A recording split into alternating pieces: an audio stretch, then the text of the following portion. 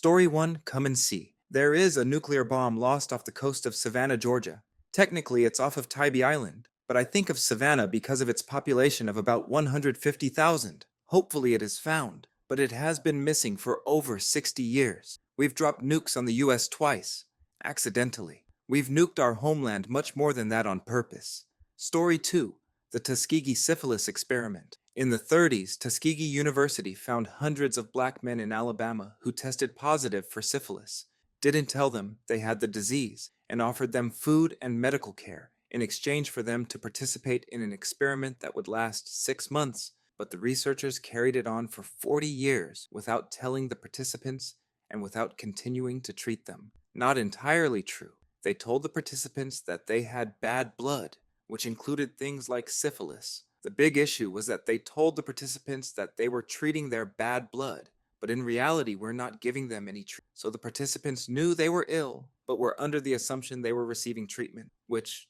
they were not. Even after the funding ran out, they didn't tell the participants that they hadn't received real treatment, so survivors didn't bother to seek treatment with penicillin. They actually actively made sure participants didn't know about penicillin treatments and didn't seek out other treatments. It raised a huge issue in terms of informed consent and the use of deception. Story 3. We've been a country for only 244 years and have only had 20 years of real peace with no conflict in the United States. That's crazy to me even as a Navy veteran, and it looks like it will be that way as long as the US exists. We will definitely be remembered in history as a warring civilization. Story 4. The US prison population is bigger than some countries. About 1/4 of the world's prison population is in the US, more than the number of prisoners in any other country, including Russia or China. If you turned an entire state into a prison and put all the prisoners in the US into it, it would have a larger population than 15 other states. Story 5. There was a riot in Tulsa, Oklahoma in 1921 that destroyed basically the entirety of what was, at the time, the wealthiest African American community in the US. Somewhere between 300 people died, and something like 10,000 African Americans were left homeless. It was and still is the largest and most destructive race riot in US history, and most people have either never heard of it or barely know of its existence, since it wasn't put into many history books. Tulsa itself didn't even formally acknowledge that it happened until 1996. I didn't learn about this until a couple of years ago.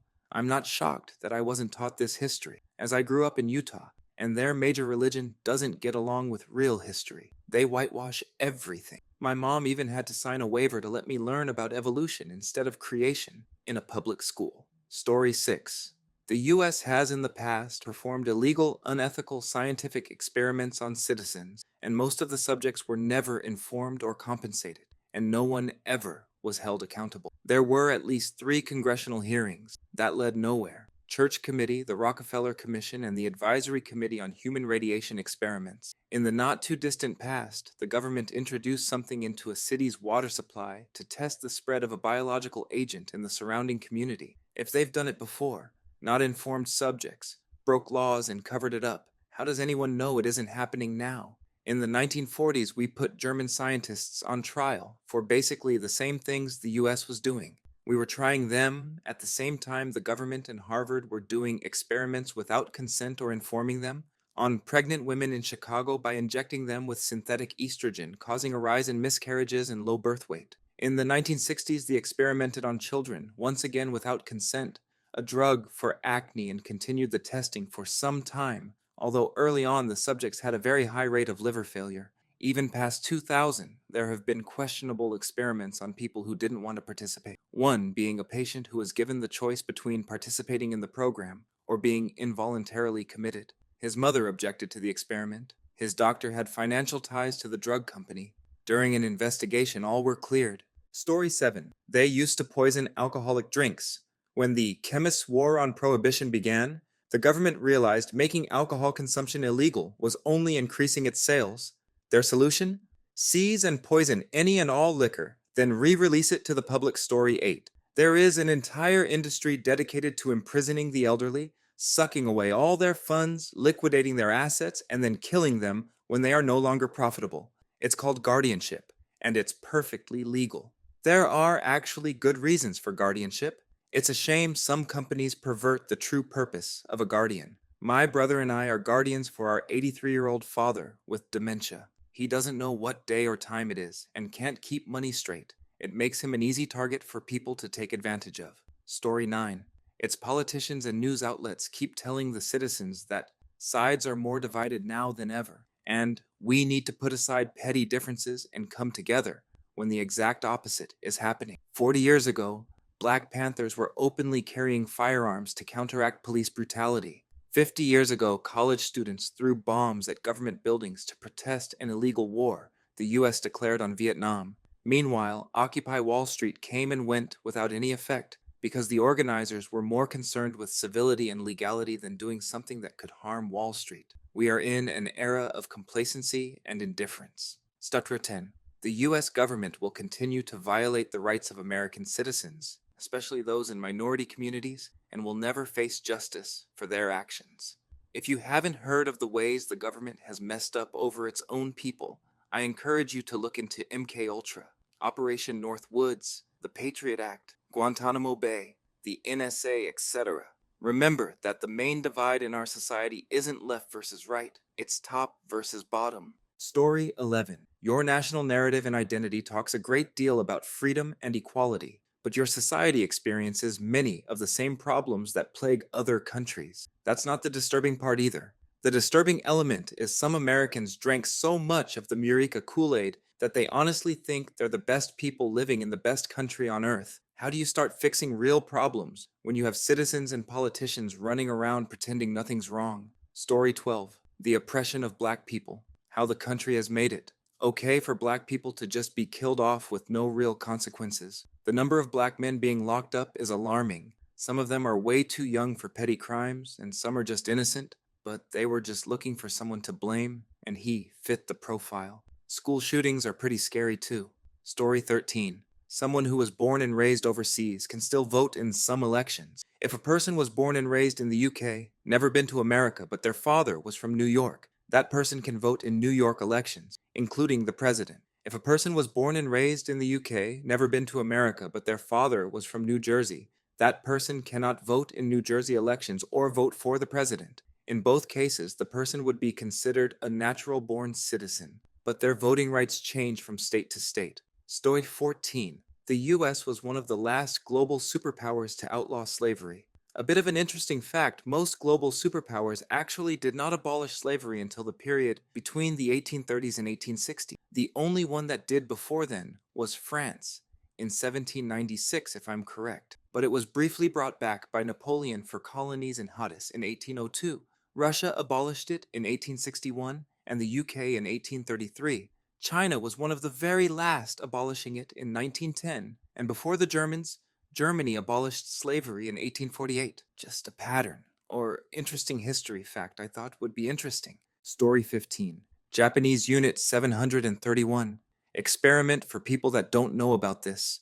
It happened back in World II, and 3,000 people died because of these experiments that happened from 1935 to 1945. But they called it Epidemic Prevention and Water Purification Department, which was a cover-up name. During the war, they would find wanted criminals, prisoners of war, or Chinese citizens who admitted they didn't like Japanese people. They would do experiments in the name of science.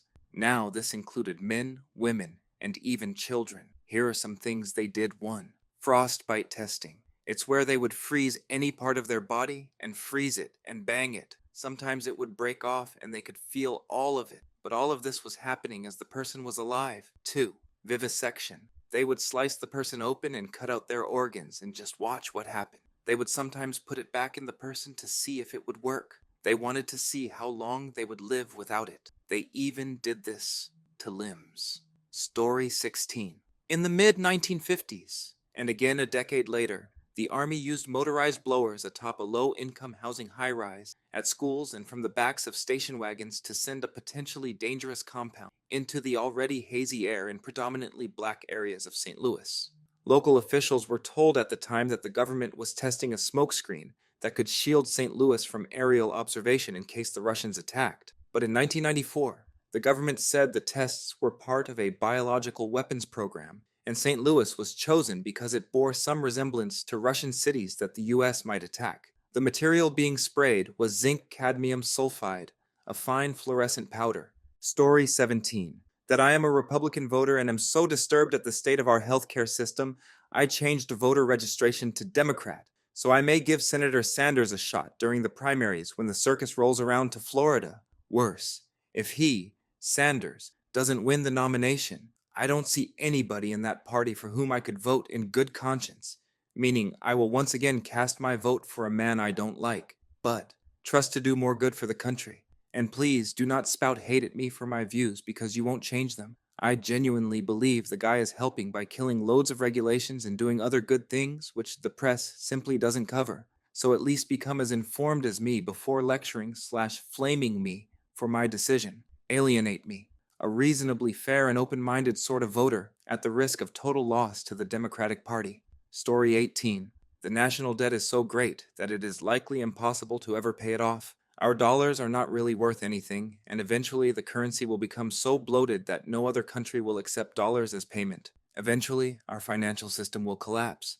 I just hope it doesn't happen until after I'm dead. Story 19. So much of it's already out there. I think that many, even Europeans, are shocked about how far people drive to work or to go shopping, especially west of the Mississippi River. It's totally normal to have a 50-mile one-way commute to work or to get food, or to not have a gas station for 30 or 40 miles in any direction. But even inside cities, it can be miles to food. I've met tons of people that commute more than 120 miles one way to get to work. One of my friends near Seattle drove for 2.5 hours to get to work. That's a reality. It's odd. And because of this, because of the use of cars, it's often totally impossible to walk somewhere in a reasonable time frame. There's spots in the US where something's a mile or so away, but you would have to talk 3 or 4 miles to legally get there. Pedestrian paving nearly doesn't exist. Story 20. Obama still runs things from a secret office in the Space Needle. All the wildfires are caused by Hillary flying around in a stealth plane firing lasers at the trees. Donald Trump is really a 3-foot-tall Ewok in a Trump suit, and the software that ran the Mitch McConnell boat has been hacked, and now randomly restarts at inopportune times. Story 21. The discovery of the American hemisphere is the root cause of the Protestant Reformation and the European international system. While many cite Martin Luther's 95 Theses, it wouldn't have gotten the traction it did if not in the 25 years that preceded it. There had been the discovery of the New World and the Catholic Church's decision to grant all undiscovered land of what would become the New World to Spain and Portugal. So as the New World was being mapped in the decades that followed, the rest of Europe realized just how screwed over they were. The Protestant Reformation led to about 150 years worth of constant war that led to the Peace of Westphalia and the international system. Also, the English colonies in the Americas were originally set up to prey on Spanish trade using legalized piracy and privateering. Walter Raleigh attempted to set up the first colony in the Outer Banks of North Carolina in 1585 because it would have been an excellent base to launch pirate raids. The area operated in this capacity for the next 130 years, along with other pirate havens such as Tortuga. England and Spain went to war the following year. It culminated in Spain's defeat in 1588. This gave England time to consolidate its internal affairs with Queens Elizabeth and Bloody Mary sisters, and Elizabeth time to raise her nephew as a proper Protestant. When James took over as king, he was so deeply indoctrinated into Protestantism that he wrote the first English version of the Christian Bible, KJV, and was the namesake for Jamestown of the Virginia, named after Elizabeth colony. One last one. Scotland joined England to form the UK because of a failed attempt to set up a colony in Panama. There was an expedition funded by selling shares to the public. When the Darien expedition failed, it bankrupted Scotland, which forced it to go to England for a bailout, the price of which was to join it under the UK. Story 22. I don't know how shocking this will be, but I'm taking a criminal justice class, and it got me thinking about it a little bit. The whole innocent until proven guilty thing is absolutely true. It's the government's burden to prove that a person charged with a crime is guilty. That's why so many times people who seem super guilty end up free. We have to assume that they are innocent no matter what, until evidence proves they are guilty beyond a reasonable doubt.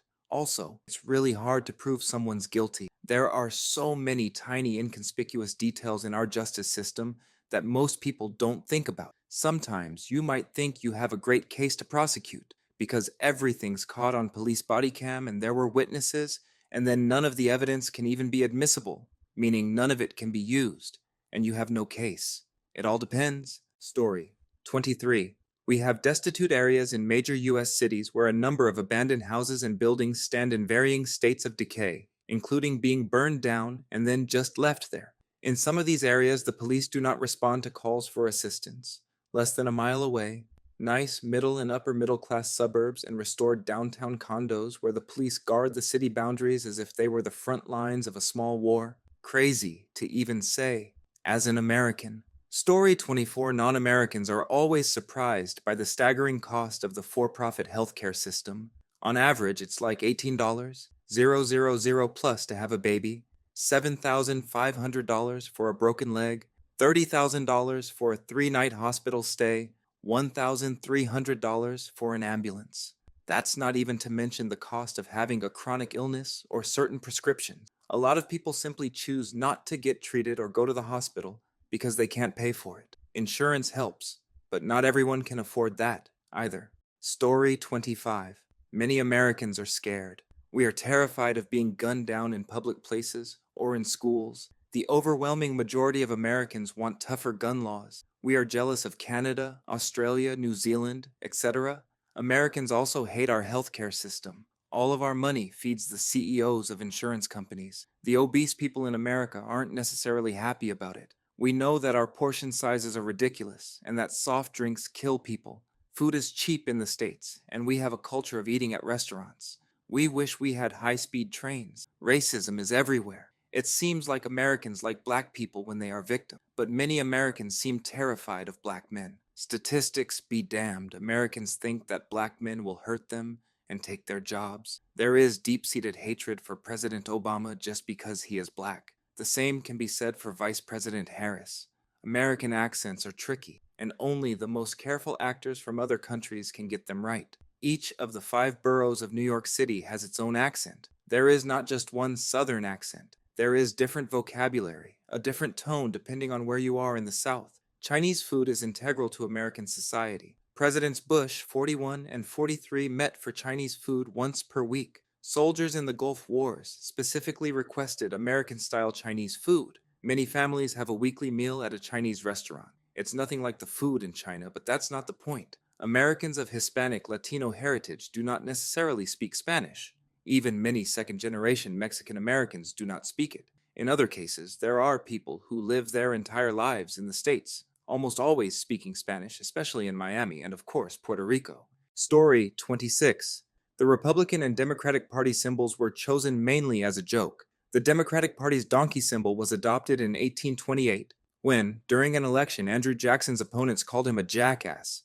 The Republican Party's elephant symbol was adopted in 1874, after satirical cartoonist Thomas Nast drew an elephant, labeling it the Republican vote. That we have more guns than people. There are mass shootings every week. Our big cities are mostly parking lots and freeways. Health insurance is a major expense. Health expenses can and do bankrupt families. That America is a rich nation describes only a minority of its population. Our government works for the rich and not the average citizen. We call ourselves the land of opportunity, yet social mobility is actually one of the lowest on earth. Shoplifting is legal. Story 27. Something most Americans don't even realize. Close to 3/4 asterisk, slightly more than 69% asterisk of emergency service personnel, firefighters and medics, in the United States are volunteers. Not that many people realize that so many people who not only have work and home lives, give even more by helping their communities. Sadly, the numbers are in decline and have been for many years. So here's a shout out to those that give a little more of themselves. They help keep the volunteer spirit alive. P.S. I'm a career firefighter paramedic and hate the use of the term professional firefighter. Most volunteers I've met are just as professional and just as equally trained. If you make your living doing it, then you're a career firefighter. Yes, I understand it's semantics basically, but many see it as a jab at these guys. Story 28. The state of Washington is known for being super rainy. Think Forks, Seattle, etc. But as soon as you cross the Cascade Mountain Range into the east, 2/3 of the state, It is literally a desert. Think water shortages and farm irrigation water rights. This is because of the rain shadow, which basically means all the precipitation clouds coming from the coast, Pacific Ocean, get caught by the mountains and don't make it over the pass to the east side. Even cooler is there is a city in the very northwest part of the state, near Forks, the rainiest city in the country, that has its own mountain creating a personal rain shadow for them called Squim, and they get something like 350 days of sunshine each year. Story 29. The Revolutionary War was badass. First off, America was not like a ragtag band of marksmen. No, in the North, it was just hunters from PA and Maryland who were like, we're gonna hunt redcoats now. These mother truckers walked from their respective states to Boston in record time, on foot, with the only injury being a twisted ankle. This is when the East Coast was still deep Appalachian woods. Then they get to Boston, while the city was essentially under siege by America. The British were occupying the city and wouldn't let anyone come or go. All their supplies were coming in from the sea. Now these hunters would just chill and take pot shots at the redcoats, to the point where the guards would stop looking over the walls for fear of being shot at. Eventually, since America wasn't made of ammo, Washington was like, yo, chill, we need that. Now I'm gonna take it back a bit before our badass rednecks appeared. Sorry, PA, but it's kinda true. One day, the British were like, let's go steal some American ammo, it's at Concord. All the officers were like, hells yeah, let's end this crap, I wanna see my lads and lasses back home in the Isles. Then they were like, let's sneak up on them. So they headed out at night. Then Paul Revere and some other guys set out to spread the word, because that was like, their only job was to alert people of the British move. So Paulie and his homies, some doctor and some guy that they stopped on the street and basically were like, you gotta help us, set out to spread the word. Now they go every which way to tell people that the British got no creep to them and they're heading to Concord. Story 30. Wilmer McLean was a landowner in Manassas, Virginia in 1861. The first Battle of Bull Run occurred on his farm. He moved away from Northern Virginia to get away from what became the Civil War. A Union cannonball apparently fell through his fireplace and ruined a Confederate brigadier general's dinner. He moved to a nice little spot about 200 clicks south, a town called Appomattox Courthouse. General Robert E. Lee surrendered to Ulysses S. Grant in his house, and both Confederate and Union soldiers stole furniture from the residence upon leaving. Of this, he supposedly said, the war began in my front yard and ended in my front parlor.